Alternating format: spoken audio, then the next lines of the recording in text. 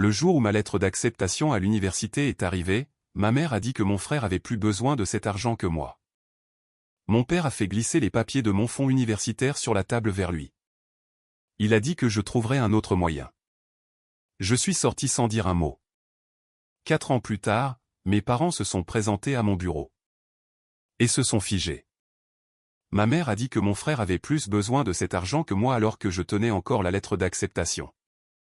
L'enveloppe de l'université Westbridge était ouverte sur la table de la salle à manger, mon nom imprimé en gras en haut, le mot félicitations encore assez frais pour faire trembler mes mains. Je pensais que mes parents pleuraient. Je pensais que mon père prendrait une photo. Je pensais que Caleb pourrait même sourire et dire que je l'avais fait, Maya. Au lieu de cela, mon père a fait glisser un dossier sur la table. Pas vers moi, vers Caleb. À l'intérieur se trouvaient des relevés bancaires, des formulaires de virement et les papiers du fonds universitaire que ma grand-mère avait promis pour mon éducation. Caleb les regardait fixement dans son sweat à capuche gris taché, une main déjà posée sur le dossier comme s'il craignait que quelqu'un ne le reprenne. Papa n'avait pas l'air coupable. Il avait l'air d'en avoir fini. Il a dit que je trouverais un autre moyen. Pendant une seconde, je n'entendais que le bourdonnement du réfrigérateur derrière moi. J'ai regardé ma mère. J'ai demandé ce que c'était. Maman a croisé les mains à côté de son assiette. C'est une décision de famille. Une décision de famille? Ma voix est sortie plus faible que je ne le voulais. À propos de mon fonds universitaire. Papa a tapoté le dossier avec 2 doigts. Caleb a des ennuis. De vrais ennuis. Il a besoin d'un nouveau départ. Caleb n'a pas levé les yeux. Je l'ai regardé fixement, attendant qu'ils disent non, attendant qu'ils repoussent les papiers et leur disent que c'était insensé. Mais il a seulement dégluti et a chuchoté qu'il le rembourserait un jour. Un jour? Le même mot qu'il a utilisé après avoir abandonné ses études, après avoir emprunté à tante Linda, après avoir démoli la 2e voiture que papa a remplacée avant même que le chèque d'assurance ne soit encaissé. J'ai posé ma lettre d'acceptation sur la table. Mamie a dit que cet argent était à moi. La mâchoire de papa s'est crispée. Maman a répondu trop vite. Ta grand-mère voulait qu'on s'occupe de cette famille. Non, j'ai dit, elle voulait que j'aille à l'université. La pièce est devenue plus nette autour de cette phrase.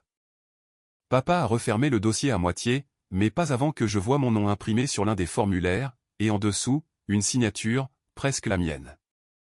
Mon estomac s'est noué. J'ai tendu la main vers le papier. Papa a refermé le dossier d'un coup sec. Ça suffit, a-t-il dit. Je me suis levé lentement. Je n'ai pas crié. Je n'ai pas supplié. J'ai plié la lettre de Westbridge, je l'ai mise dans ma poche et je suis sorti alors que mon dîner était resté intact derrière moi. Mais une question m'a suivi jusqu'à la porte d'entrée. Si l'argent était vraiment à eux à donner, pourquoi les papiers portaient-ils déjà ma signature? J'ai dormi dans ma voiture cette nuit-là derrière un restaurant ouvert 24 heures sur 24. Non pas parce que je n'avais nulle part où aller dans le monde, mais parce que retourner dans cette maison me donnait l'impression de retourner dans une salle d'audience après que la sentence ait déjà été prononcée. Toutes les quelques minutes, des phares glissaient sur mon pare-brise. L'enseigne du restaurant clignotait en rouge sur le tableau de bord. J'ai gardé ma lettre d'acceptation de Westbridge nichée dans ma veste comme si elle pouvait encore me protéger de ce qui venait de se passer. À 6h13 du matin, mon téléphone a vibré. Maman. J'ai fixé son nom jusqu'à ce que l'écran s'éteigne. Puis le message est apparu.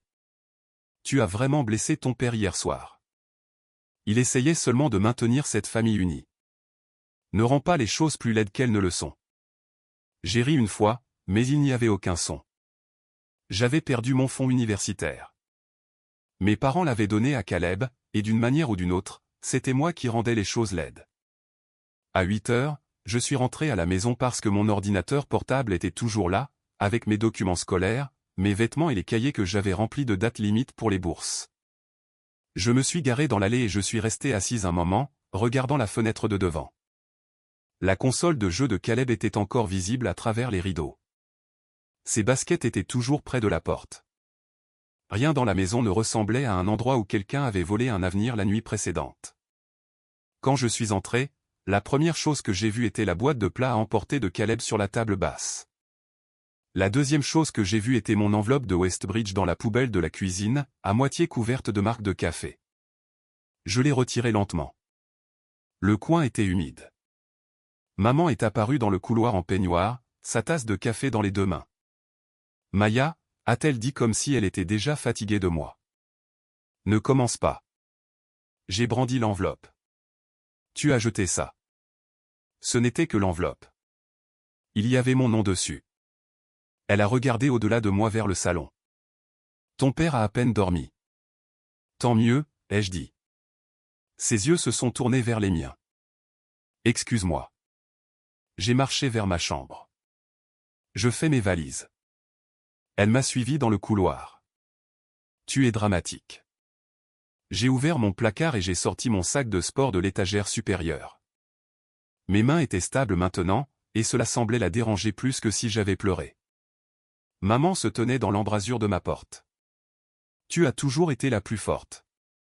Caleb n'est pas comme toi. » J'ai fourré des jeans dans le sac. Ce n'est pas ma faute. Il s'effondre quand les gens arrêtent de croire en lui. Je me suis retourné. Donc, il est récompensé pour s'être effondré, et je suis puni pour me tenir droite. Sa bouche s'est ouverte, puis s'est refermée. Pour la première fois depuis l'arrivée de la lettre, elle n'avait pas de phrase toute prête. Puis la voix de papa est venue de derrière elle. « Tu n'es pas puni. » Il est entré dans le couloir, entièrement habillé, ceinture mise, clés accrochées à sa poche, le même visage calme qu'il utilisait lorsque les factures étaient payées en retard ou que Caleb avait besoin d'un autre sauvetage.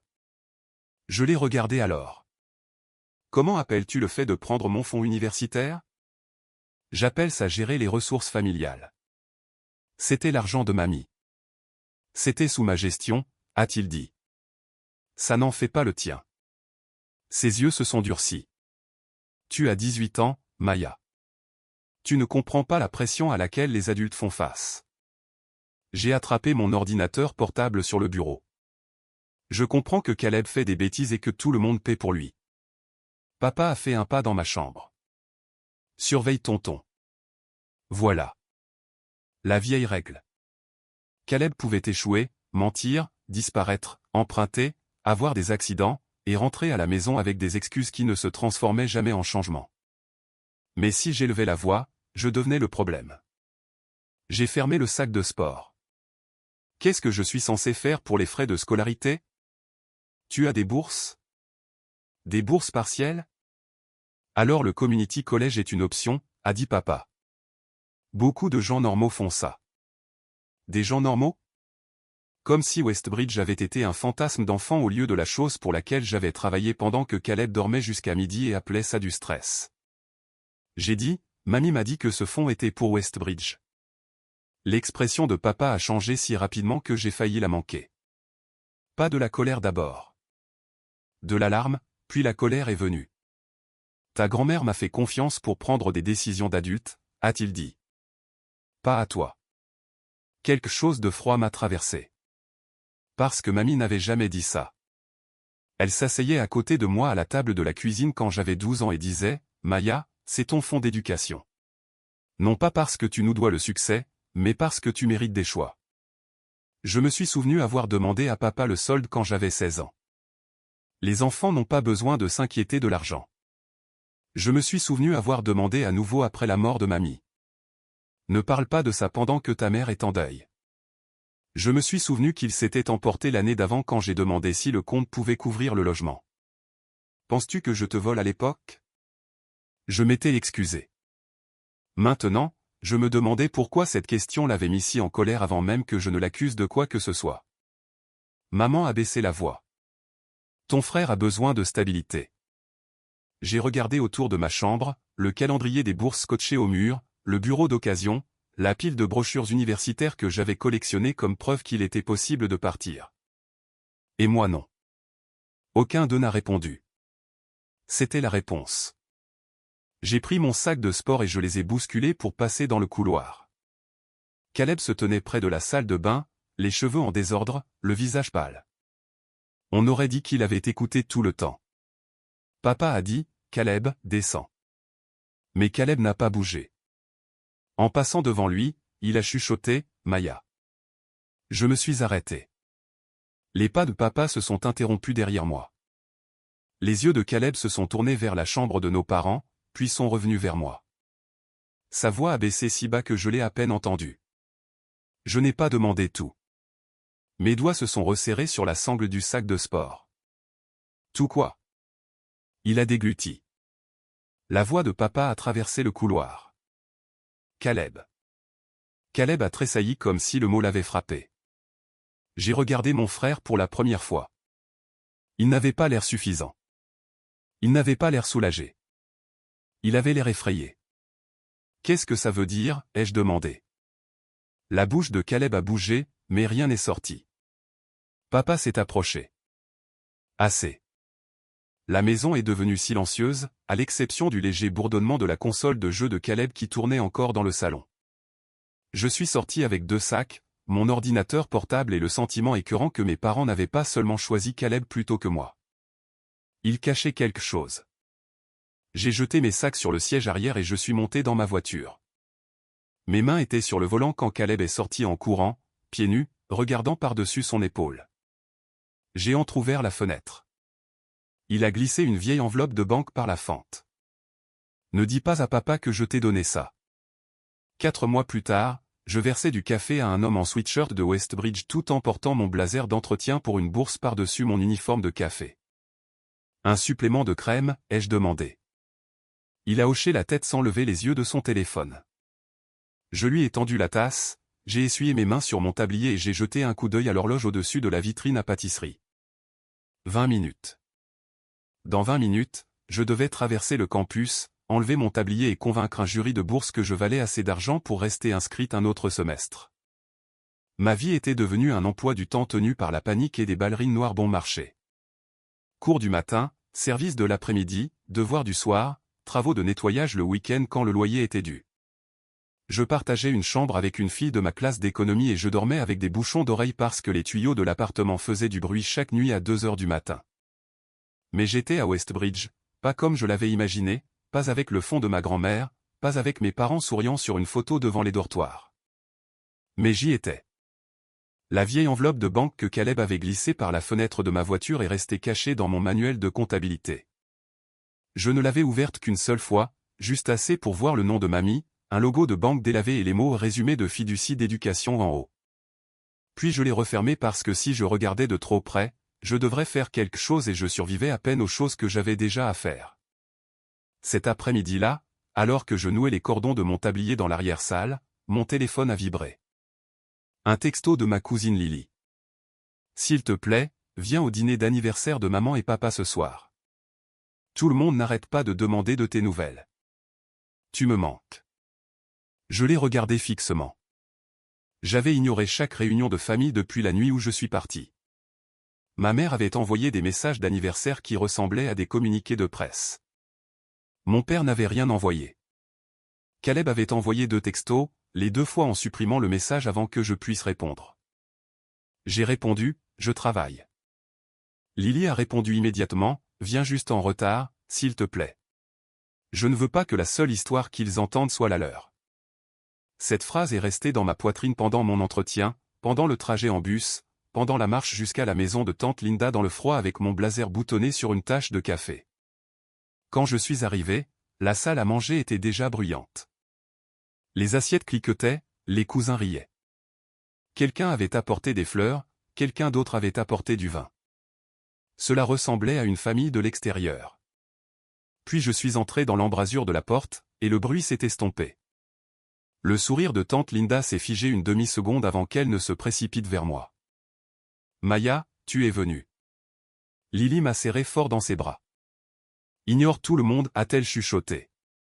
De l'autre côté de la pièce, maman se tenait à côté de Caleb avec une main sur son épaule comme s'il était l'invité d'honneur.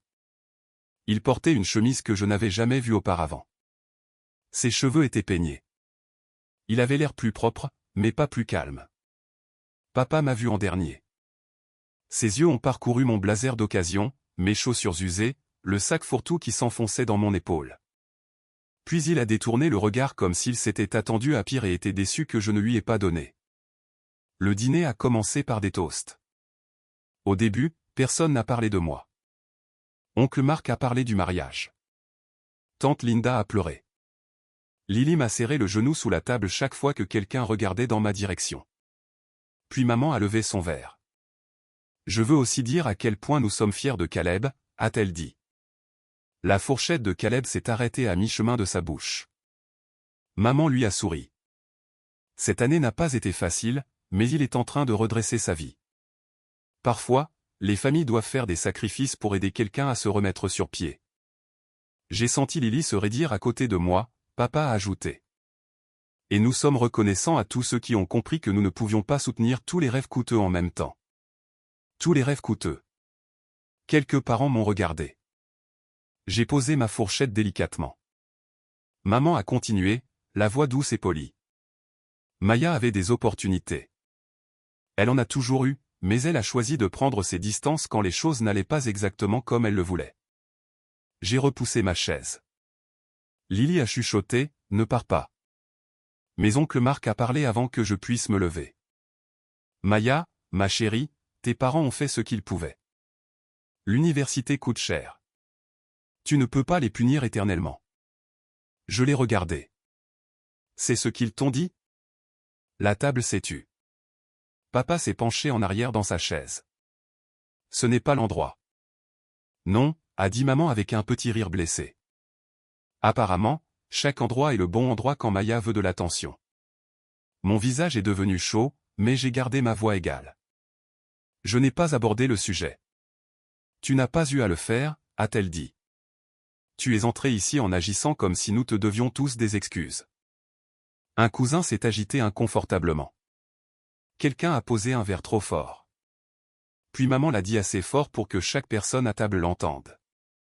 Tu as toujours pensé que tu étais meilleur que cette famille. Je me suis levé. Lily a attrapé mon poignet sous la table, mais je me suis doucement dégagé. J'ai travaillé pour quelque chose, ai-je dit. Ce n'est pas la même chose que de penser que je suis meilleur. La chaise de papa a raclé le sol.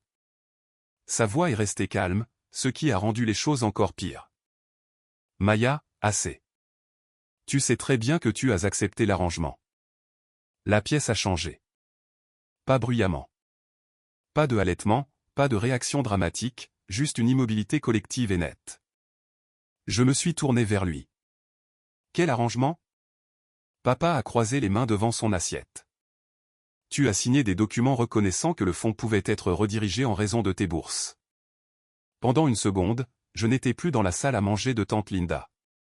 J'étais de retour à notre table, regardant papa fermer le dossier avant que je puisse toucher la page avec ma quasi-signature. Tu mens, ai-je dit. Maman a fermé les yeux comme si je l'avais embarrassée. Maya. La bouche de papa s'est crispée. Fais attention. Non, ai-je dit, montre-le. Ses yeux se sont rétrécis. Montre à tout le monde le papier que j'ai soi-disant signé. C'est un document financier privé. Tu viens de l'utiliser devant toute la famille. Oncle Marc a regardé entre nous. La main de tante Linda planait au-dessus de sa serviette. Lily a regardé papa comme si elle le voyait clairement pour la première fois. Papa a souri, mais rien sur son visage ne s'est réchauffé. Tu es contrarié, je comprends, mais réécrire l'histoire ne changera pas ce qui s'est passé. Mon sac fourre-tout était toujours accroché au dos de ma chaise. À l'intérieur se trouvait mon manuel de comptabilité. À l'intérieur se trouvait l'enveloppe de Caleb. Je l'ai sorti avant de perdre mon courage. La tête de Caleb s'est relevée d'un coup. Papa a vu l'enveloppe et est devenu complètement immobile. Je l'ai ouverte avec des doigts qui ne semblaient pas être les miens et j'ai déplié la photocopie que j'avais eu trop peur de lire. Le nom de mamie. Mon nom. Fiducie d'éducation. Restreint pour Maya Ellis jusqu'à l'âge de 22 ans. Les mots se sont brouillés une demi-seconde, puis sont devenus nets. J'ai regardé papa. Il est dit que c'était restreint. Le visage de maman s'est vidé de son sang. Papa s'est levé. Où as-tu eu ça? J'ai regardé Caleb. Tout le monde aussi. Les épaules de Caleb se sont affaissées. La sueur brillait à la racine de ses cheveux. La voix de papa a baissé. Caleb. Caleb a agrippé le bord de la table. Je ne pensais pas qu'elle la porterait ici. Papa a fait un pas vers lui. Et puis Caleb a craqué. « Papa, arrête. » Il a dit assez fort pour toute la pièce. Elle ne l'a pas signé. Le silence a frappé plus fort que des cris. La fourchette de maman a glissé de sa main et a cliqueté contre son assiette. Tante Linda a couvert sa bouche. J'ai regardé mon frère, mais il ne regardait que papa. Pour une fois, Caleb avait dit quelque chose qu'il ne pouvait pas reprendre. L'expression de papa a à peine changé, mais sa main s'est refermée autour de son verre d'eau si fort que ses jointures ont blanchi. Il s'est penché vers Caleb et a dit, « Un mot de plus et tu perds plus qu'elle. » 3 ans et 8 mois plus tard, j'étais assise dans une salle de conférence aux parois de verre au 22e étage d'un immeuble dans lequel mon moi de 18 ans aurait eu peur d'entrer. Une feuille de calcul était ouverte sur l'écran en face de moi. Ma plaque nominative était posée à côté du clavier. Maya Ellis, associée à la conformité financière. Les mots me paraissaient encore étranges parfois, non pas parce que je ne les avais pas mérités, mais parce que chaque centimètre de ce titre m'avait coûté quelque chose. J'avais terminé Westbridge avec des appels de bourse, des prêts fédéraux, des crédits d'été et des services qui laissaient mes pieds engourdis à minuit. J'ai appris à sourire lors des entretiens après avoir dormi 4 heures. J'ai appris quels distributeurs automatiques sur le campus donnaient des craquelins supplémentaires si vous appuyez 2 fois sur le bouton. J'ai appris que la fierté était inutile quand le loyer était dû, mais que la dignité ne l'était pas. Et quelque part entre l'audit des organisations étudiantes et la lecture du droit des fiducies sous les lumières fluorescentes de la bibliothèque, je m'étais fait une promesse. Personne ne m'utiliserait plus jamais de paperasse pour me rendre impuissante. Ce matin-là, ma responsable, Priya, est entrée dans la salle de conférence en tenant un mince dossier bleu. « Nouvel examen d'organisation à but non lucratif », a-t-elle dit. Petite fondation communautaire, principalement de la routine, mais il y a des problèmes de remboursement et d'anciens transferts de comptes que nous devons régler. Elle a posé le dossier devant moi. Je l'ai ouvert. La première page était ordinaire, nom de l'entité, numéro d'identification fiscale, période de déclaration, contact à signer. Puis j'ai vu le nom du trésorier bénévole. Robert Ellis.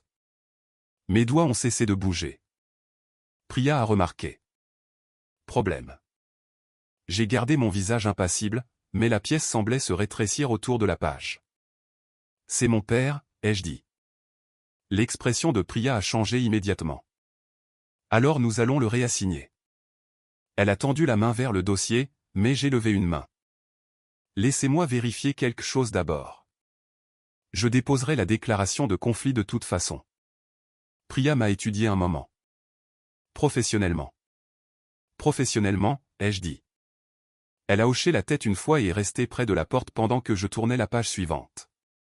La fondation était liée à ma ville natale. Cette partie n'était pas surprenante. Mon père avait toujours aimé les postes où les gens le qualifiaient de fiable. Trésorier, président de comité, l'homme avec le chéquier et la voix calme. Mais ensuite j'ai vu le nom de la banque attaché à une série de documents justificatifs. Le même logo de banque que celui de l'enveloppe de Caleb. Ma gorge s'est serrée. J'ai cliqué sur les scans archivés. Formulaire de remboursement, autorisation de transfert, ancien relevé. Rien de dramatique au début, juste des chiffres disposés assez proprement pour paraître inoffensifs. Puis j'ai vu le sceau du notaire. Mon corps l'a reconnu avant que mon cerveau n'ait fini de lire. Un sceau rond, une date tachée, un nom que je me souvenais des barbecues de mon père. Glenn Marrow, l'ami de papa. Le même nom figurait sur le résumé de fiducie photocopié que j'avais gardé caché pendant près de 4 ans. Je me suis penché plus près de l'écran. Il y avait des signatures sur les formulaires de l'organisation à but non lucratif qui semblaient prudentes, trop prudentes. Les lettres avaient une raideur, comme si quelqu'un s'était entraîné à être naturel. J'ai pensé au papier que papa avait refermé brusquement à la table de la salle à manger. Mes noms imprimés, la signature presque correcte. La voix de Priya est venue de l'embrasure de la porte. Maya. J'ai expiré lentement. Je dois divulguer cela maintenant. Elle est entrée et a fermé la porte. Que as-tu trouvé? Peut-être rien, ai-je dit, mais ma main se déplaçait déjà pour ouvrir le portail de déclaration interne. Peut-être un schéma. J'ai rempli le formulaire de conflit avec toutes les relations pertinentes. Père, litige financier familial antérieur, chauchement potentiel avec la documentation de la fiducie, possible problème de notaire. Je n'ai pas écrit vengeance. Je n'ai pas écrit vol. J'ai écrit des faits, car les faits étaient plus difficiles à enterrer. Après que Priya ait réassigné le dossier de l'organisation à but non lucratif à une autre équipe, elle m'a permis de conserver les documents auxquels j'avais déjà accédé dans le cadre de la procédure interne. Je n'ai rien copié pour moi-même. Je n'ai rien envoyé par courriel à la maison. J'ai suivi chaque règle avec une précision presque douloureuse. Puis, pendant ma pause déjeuner, j'ai sorti l'enveloppe que Caleb m'avait donnée 4 ans plus tôt. Elle avait voyagé avec moi à travers 2 appartements, 3 emplois sur le campus et l'obtention de mon diplôme. Les bords étaient doux maintenant. Le papier à l'intérieur était plié le long des mêmes lignes pour avoir été déplié et caché trop de fois. Au bas du résumé de la fiducie se trouvait le nom d'un avocat. Marian Voss. Je l'avais déjà vu, mais je n'avais jamais appelé. À 18 ans, j'avais trop peur. À 19 ans, trop fauché. À 20 ans, trop épuisé. À 21 ans, trop occupé à me convaincre que survivre était suffisant. Mais maintenant j'avais 22 ans et selon le document dans ma main, cela comptait. J'ai composé le numéro avant de pouvoir me dissuader. Voss et Klein, a répondu une réceptionniste. Je m'appelle Maya Ellis, ai-je dit. J'appelle au sujet d'une fiducie d'éducation établie par ma grand-mère. Il y a eu une pause, des clics de clavier, un transfert. Puis la voix d'une femme plus âgée est arrivée sur la ligne. Ici Marian Voss. Je me suis redressé. Madame Voss, je pense que mon père a soumis des documents concernant cette fiducie quand j'avais 18 ans. Une autre pause. Celle-ci était différente. Oui, a-t-elle dit prudemment. Des documents de libération ont été soumis. Mon pouls battait contre mes oreilles. Ces documents incluaient-ils ma signature? Ils incluaient un accusé de réception sous votre nom, a-t-elle dit. Puis-je vous demander pourquoi vous demandez cela maintenant? J'ai regardé à travers la vitre de la salle de conférence la ville au-delà. Les voitures se déplaçaient en bas comme si rien de tout cela n'importait à personne d'autre que moi. Parce que je n'ai rien signé. Marian Voss n'a pas répondu immédiatement. Quand elle l'a fait, sa voix avait perdu sa douceur. Mademoiselle Ellis, je pense que vous devriez demander le dossier complet. J'ai légalement le droit de le faire. Vous l'êtes maintenant. Le dossier complet est arrivé 2 jours plus tard par livraison sécurisée. Je l'ai ouvert dans une petite salle de réunion avec Priya présente comme témoin. Mon propre avocat indépendant était déjà dans la boucle après une courte consultation. Le premier document était l'accord de fiducie de mamie. C'était là, en langage clair. Fonds restreint pour l'éducation post-secondaire de Maya Ellis jusqu'à l'âge de 22 ans. Pas pour un usage familial, pas pour un soutien d'urgence, pas pour les dettes de Caleb, les miens. Le deuxième document était un accusé de réception de libération daté d'une semaine après ma lettre d'acceptation de Westbridge. Mon nom était tapé sous la ligne de signature, et en dessous se trouvait l'écriture que j'avais vue pendant une demi-seconde 4 ans auparavant. Presque la mienne, mais pas la mienne. Mon avocat, Monsieur Harlow, était en haut-parleur. Maya, regarde la section des témoins et du notaire. J'ai fait défiler vers le bas. Robert Ellis, autorisation du fiduciaire. Glenn Marrow, notaire public. Mon estomac s'est glacé, a dit Priya doucement. Voilà ton chevauchement. Mais il y avait plus. Attaché à la libération se trouvait un registre montrant 2 transferts avant la clôture finale du fonds. Un paiement important avait été versé sur un compte séquestre. La ligne de référence a figé mes doigts. Caleb Ellis au Brightpath System résolution de demande civile. Brightpath System. La start-up de Caleb. Celle que mes parents avaient qualifiée de malentendu. Celle dont il a cessé de parler après avoir soudainement redressé sa vie. Celle qui avait en quelque sorte disparu juste avant que mon fonds universitaire ne le fasse. J'ai cliqué sur la lettre de mise en demeure archivée. Un groupe de premiers investisseurs avait menacé de poursuivre Caleb pour des dépenses déformées et des fonds manquants. Le montant du règlement était presque exactement ce qui avait disparu de la fiducie de ma grand-mère. Je me suis rassise. Pendant 4 ans, j'avais pensé que mes parents avaient donné mon argent à mon frère parce qu'ils l'aimaient plus. C'était vrai, mais ce n'était pas tout. Ils avaient utilisé mon avenir pour nettoyer son accusation de fraude, puis créer des documents pour faire croire que j'avais accepté. La voix de Monsieur Harlow est venue du haut-parleur. Ne contactez pas directement vos parents. Conservez tout. Nous enverrons un avis formel après que j'aurai examiné le dossier complet. J'ai déjà déposé une déclaration de conflit interne, ai-je dit. Bien. Gardez tout propre. Propre. Ce mot m'a presque fait rire. Parce que mon père avait construit le mensonge en supposant que je serais toujours trop émotive, trop jeune, trop dépendante ou trop honteuse pour le défier. Au lieu de cela, il m'avait poussé dans le domaine exact qui savait lire ce qu'il cachait. Le vendredi après-midi, les preuves avaient été conservées par les canaux de mon cabinet. L'examen de l'organisation à but non lucratif avait été entièrement séparé de moi, et mon avocat avait des copies des documents de la fiducie, de la libération falsifiée et des registres notariés. J'étais à mon bureau en train de mettre à jour un mémo de cas lorsque la réceptionniste a appelé. « Maya, a-t-elle dit, il y a 3 personnes dans le hall qui te demandent. » J'ai jeté un coup d'œil à l'horloge. « Des clients ? » Pas exactement. Ils ont demandé Mademoiselle Ellis. Mes doigts se sont immobilisés au-dessus du clavier.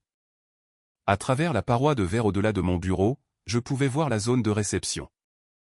Maman se tenait près du bureau d'accueil, serrant son sac à main à 2 mains, ses épaules tendues sous un cardigan crème. Papa se tenait à côté d'elle dans une veste sombre, regardant le logo du cabinet monter derrière la réception comme s'il l'avait personnellement offensé. Et derrière eux se trouvait Caleb, pâle, silencieux, plus âgé que dans mes souvenirs. Je me suis levé lentement. Pendant 4 ans, ils avaient contrôlé la pièce, la table de la salle à manger, l'embrasure de ma porte de chambre, le dîner d'anniversaire de tante Linda. Mais maintenant, ils se tenaient dans mon bureau, sous les caméras de mon cabinet, à l'intérieur d'un bâtiment où les documents comptaient plus que le ton de papa. Priya est apparue à côté de moi. « Veux-tu la sécurité ?» J'ai regardé le dossier ouvert sur mon bureau. Accord de fiducie, accusé de réception falsifiée, sceau de notaire, registre de transfert. Non, ai-je dit, pas encore. Je me suis dirigé vers la porte en verre. Avant que je puisse l'ouvrir, papa a tourné la tête. Ses yeux se sont posés sur le dossier étalé sur mon bureau. La couleur a quitté son visage. Il s'est figé. J'ai ouvert la porte en verre avant que mon père ne puisse détourner le regard. Pour une fois, il n'a pas parlé le premier. Maman s'est tournée au son de la porte et a essayé de sourire, mais son sourire s'est effondré presque immédiatement. Ses yeux ont parcouru mon blazer, mon badge. Les salles de conférence derrière moi, les gens qui passaient avec des dossiers et des tablettes. « Maya » a-t-elle dit, s'avançant les bras à moitié ouverts. J'ai reculé. Ses mains se sont figées dans les airs, puis sont retombées sur son sac à main. Papa s'est raclé la gorge. Ce vieux son, celui qui faisait que tout le monde dans notre maison se redressait et se préparait à être corrigé. « Nous devons parler » a-t-il dit. J'ai regardé Caleb. Il ne voulait pas croiser mon regard. Papa a continué, il y a eu un malentendu, et si nous le réglons maintenant, nous pouvons éviter que cela ne nuise à la famille. La famille ? 4 ans plus tard, il essayait toujours de faire passer le crime pour un événement météorologique qui nous était arrivé à tous de la même manière. J'ai tenu la porte plus grande ouverte. Salle de conférence.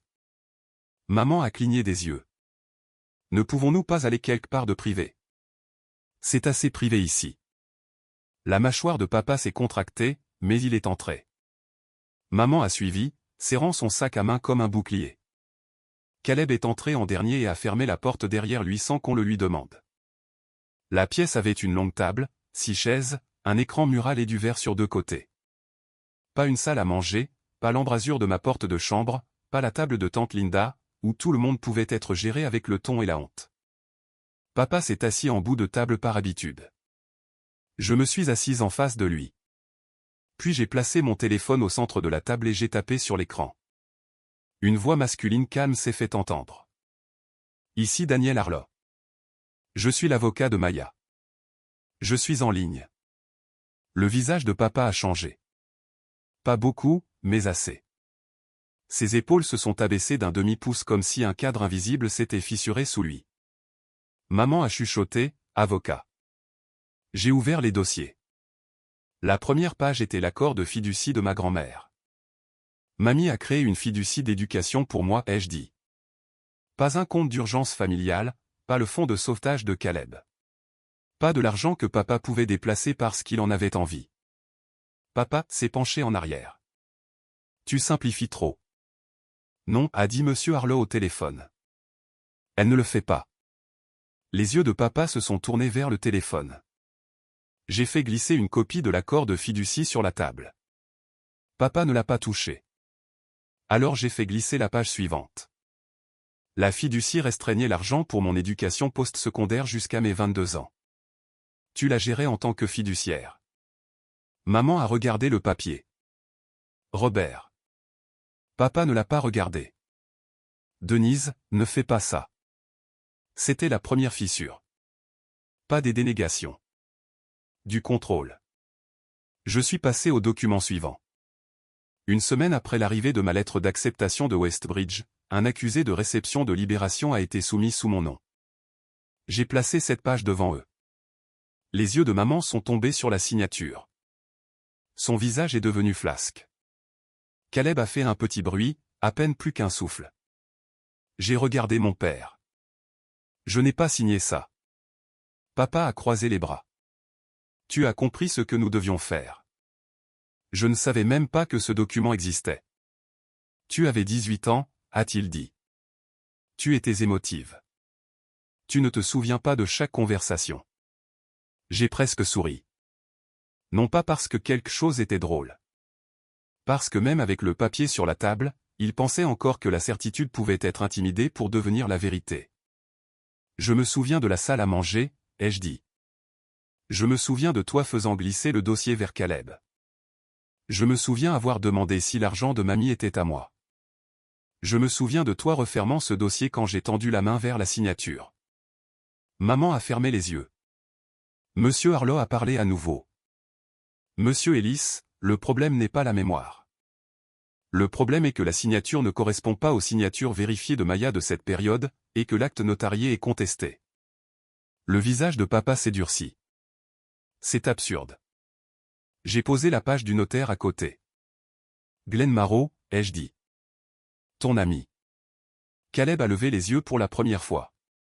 La main de papa s'est légèrement déplacée vers le papier, puis s'est arrêtée. J'ai continué. Avant la libération finale, une partie du fonds a été transférée sur un compte séquestre lié à Brightpath System. Caleb a tressailli au nom. Maman s'est tournée vers lui. Caleb. Il a dégluti. Maman. J'ai posé la lettre de mise en demeure. Brightpath System a reçu une demande civile des premiers investisseurs. J'ai dit. Ils accusaient Caleb d'avoir déformé des dépenses et des fonds manquants. Le montant du règlement était presque exactement ce qui a disparu de ma fiducie. La pièce est devenue complètement immobile. Pas le silence stupéfait du dîner de tante Linda. C'était différent. Ce silence n'avait nulle part où fuir. Les lèvres de maman se sont entr'ouvertes alors qu'elle lisait la page. Robert, tu m'as dit que ses partenaires commerciaux le menaçaient pour un prêt. La voix de papa est sortie basse. C'est ce que c'était. Non, a dit Caleb. Papa s'est tourné lentement vers lui.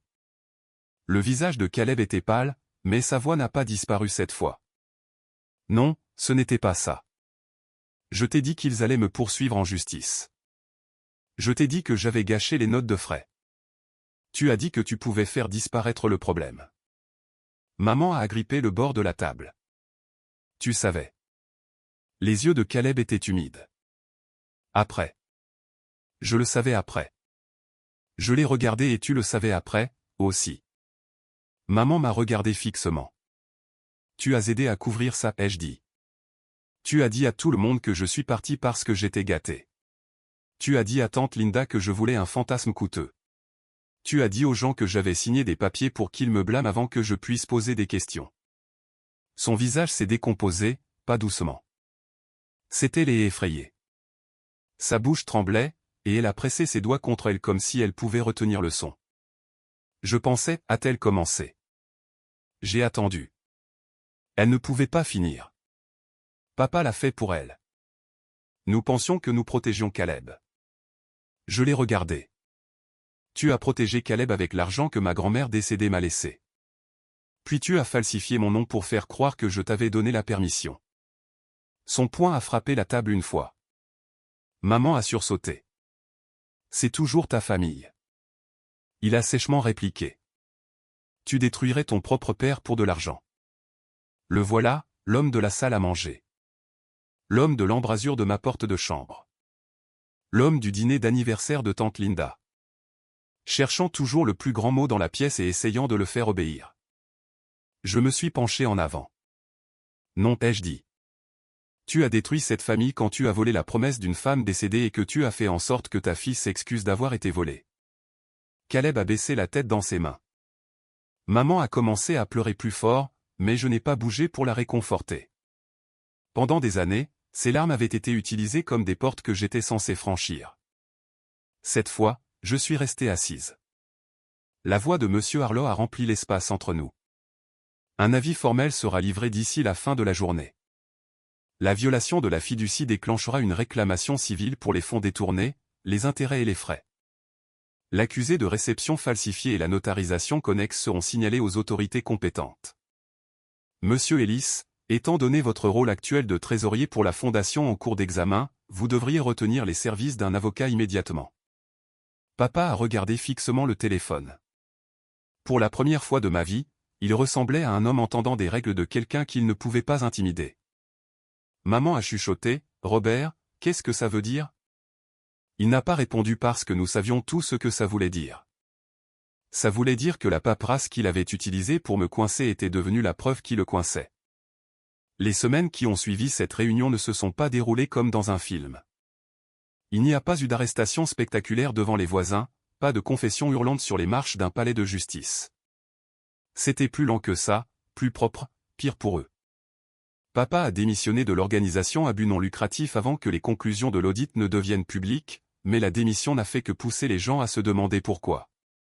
Le conseil d'administration de la fondation a examiné chaque remboursement lié à son nom. Glenn Marrow, le notaire qui avait apposé son sceau sur la libération, a perdu sa commission après enquête sur la plainte. L'ancien règlement de Brightpath de Caleb a été rouvert en cour civile une fois que la source du paiement a été contestée. Il a conclu un plan de remboursement et m'a envoyé une lettre sur du papier blanc uni sans excuse. Je ne l'ai pas lue pendant 3 jours. Quand je l'ai finalement fait, elle était courte. Je savais que c'était mal.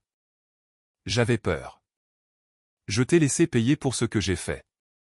Je suis désolé. Ça n'a rien réparé.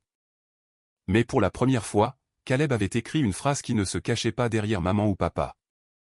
L'histoire de la famille a changé plus vite que je ne l'attendais. Tante Linda m'a appelé un soir alors que je mangeais un plat à emporter au-dessus de mon évier de cuisine. Sa voix s'est brisée avant qu'elle ne dise mon nom. Je les ai laissés t'humilier à ma table, a-t-elle dit. Je ne lui ai pas facilité la tâche. J'ai dit, oui, tu l'as fait. Elle a pleuré doucement un moment, puis a dit, je suis désolée. Les cousins ont cessé d'inviter papa aux anniversaires. Oncle Marc, qui m'avait coincé au sujet de la gratitude, a envoyé un texto d'excuses sec, puis m'a complètement évité. Maman a perdu la version d'elle-même qu'elle avait construite devant tout le monde, la mère dévouée tenant une famille difficile ensemble. Les documents ont circulé dans la famille comme un vent froid. Personne ne pouvait prétendre avoir mal compris après avoir vu ma signature falsifiée à côté de la fiducie de ma grand-mère. Financièrement, l'affaire s'est terminée par un jugement négocié. Papa a dû rembourser le montant de la fiducie volée, les intérêts et les frais de justice. Cela ne m'a pas rendu les nuits où j'ai dormi dans ma voiture. Cela n'a pas effacé les services au café, les repas sautés, les prêts que j'ai signés avec des mains tremblantes, ou les 4 ans que j'ai passés à apprendre à survivre sans le filet de sécurité que mamie m'avait déjà donné. Mais cela a effacé ma dette et pour la première fois de ma vie d'adulte, l'argent sur mon compte m'appartenait sans culpabilité attachée. Papa a signé l'accord de remboursement sous supervision. Je l'ai regardé le faire de l'autre côté d'une table de conférence polie, de la même manière qu'il m'avait autrefois regardé me tenir dans notre salle à manger avec mon avenir plié dans ma poche. Cette fois, c'était lui qui lisait des papiers qu'il ne pouvait pas contrôler. Maman m'a demandé après si nous pouvions commencer à guérir. Elle l'a dit sur le parking, debout à côté de la voiture de papa pendant qu'il regardait droit devant lui à travers le pare-brise. Je lui ai demandé, « Veux-tu dire guérir ou veux-tu dire revenir en arrière ?» Elle a serré plus fort son cardigan autour d'elle. J'avais ma réponse. J'ai maintenu un contact limité avec Caleb après qu'il ait accepté sa responsabilité et commencé à effectuer des paiements. Nous n'étions pas proches. Nous n'avons pas fait semblant que 4 ans de silence pouvaient être réparés avec une seule excuse. Mais quand il parlait sans l'ombre de papa derrière lui. Avec mes parents, j'ai choisi la distance. Pas de dîner de fête où tout le monde agissait avec prudence autour de la vérité. Pas d'appel du dimanche où maman pleurait jusqu'à ce que je m'adoucisse. Pas de réunion privée où papa pouvait baisser la voix et réécrire la pièce. Ils m'avaient appris à avoir peur d'être égoïste. Mais ce qu'ils appelaient égoïste était simplement le moment où j'ai cessé d'être utile aux personnes qui me faisaient du mal. Je suis resté au cabinet pendant une autre année, puis je suis passé à la conformité des fiducies à plein temps. Le travail me convenait. Fonds restreints, obligations fiduciaires, signatures, registres, promesses écrites assez clairement pour que personne ne puisse prétendre qu'elles signifiaient autre chose. Dans mon bureau, j'ai encadré ma lettre d'acceptation de Westbridge, l'original. Le coin était encore légèrement taché par le marc de café après que maman ait jeté l'enveloppe à la poubelle. Je l'ai gardé ainsi, non pas parce que je voulais me souvenir de la douleur, mais parce que je voulais me souvenir du jour exact où j'ai cessé de supplier les gens de m'apprécier. 4 ans après qu'il m'ait dit que je trouverais un autre moyen, je l'ai fait. Et cette fois, c'était eux qui n'avaient aucune issue.